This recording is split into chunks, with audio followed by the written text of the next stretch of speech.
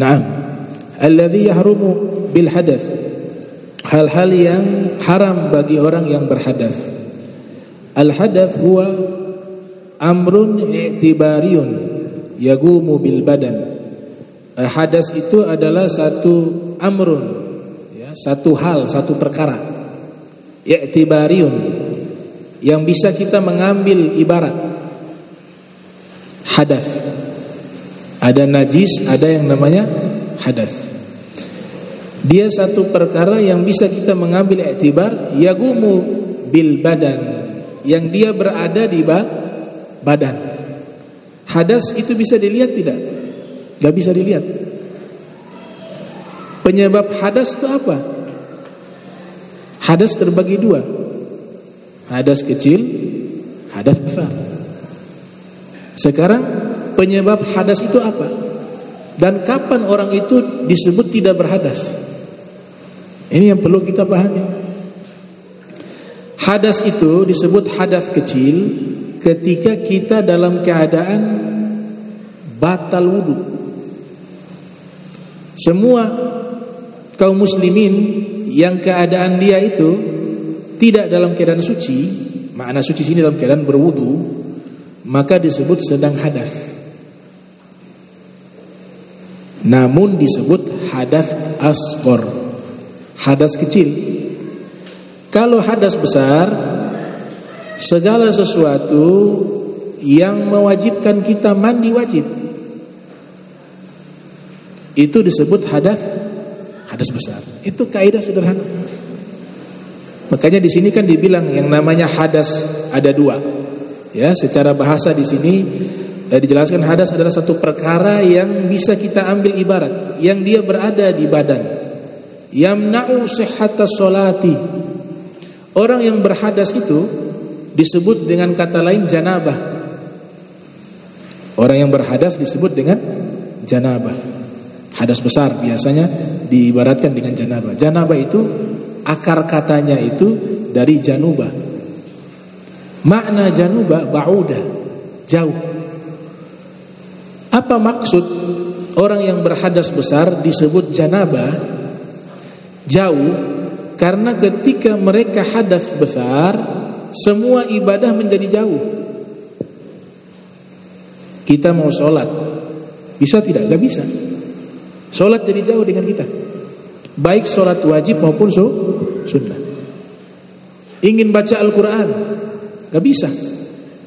Orang yang hadas besar haram membaca Al-Quran, apalagi menyentuhnya. Ya. Orang yang hadas besar tidak bisa tawaf. At-tawaf bimanzilati sholah illa ahallallah fihi an-nutqa. Ya, karena tawaf itu posisinya seperti sholat. Hanya bedanya tawaf bisa ngobrol. Kalau sholat gak bisa ngobrol. Itu hadis Rasul sallallahu alaihi wasallam.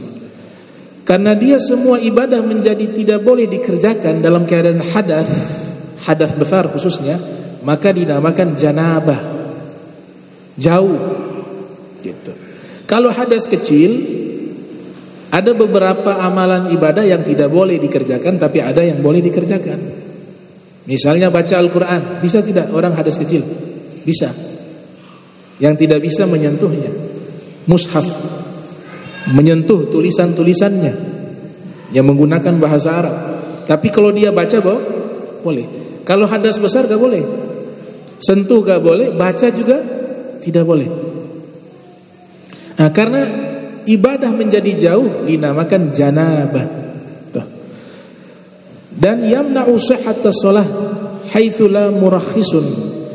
Jadi hadas itu dia mencegah daripada sahnya salat. Orang yang berhadas tidak mungkin bisa melakukan salat. Innallaha la yaqbalu salata ahadikum idza ahdath hatta yatawadda. Hadis riwayat Muslim dalam sahihnya. Sesungguhnya Allah Subhanahu wa taala tidak akan menerima solat seorang di antara kalian dalam keadaan hadas, kata Nabi, hatta yatawadda, terkecuali dia wudu. Jadi hadas kecilkah itu, hadas besarkah itu, kalau solat gak sah. Dia mencegah, ya. Yamna'u sihhata shalah haitsu la murakhisun, dan tidak diberikan dispensasi. Ya, selama hadas enggak boleh sholat. Tidak boleh sholat. Harus dia wudu. Kecuali dalam kasus tidak ada air, tayamum. Ya. Tayamum dalam keadaan janabah itu pernah terjadi di zaman Nabi. Salah satu sahabat janabah kemudian disuruh jadi imam. Air ada tapi cuaca sangat dingin, ekstrim. Dia tidak berani menggunakan air. Akhirnya beristihad tayamum. Ketika tayamum jadi imam sholat dalam keadaan janabah, mimpi basah dia tayamum jadi imam. Kasus ini disampaikan ke Rasul. Kemudian Rasul memanggil orang tersebut, bertanya, apakah benar kau menjadi imam dalam keadaan janabah? Dia mengatakan benar. Kenapa kau lakukan itu? Ada air. Dia katakan air dingin sekali. Ini lagi kondisi mereka pergi dalam satu jihad fisabilillah, ada di satu tempat yang pada waktu itu cuaca sedang dingin. Dia katakan, kalau saya gunakan air saya bisa membahayakan diri saya ya Rasulullah. Dan di dalam Al-Quran itu Allah nyatakan, wala taqtulu anfusakum innallaha kana bikum rahima. Jangan kalian bunuh diri kalian, kata Allah.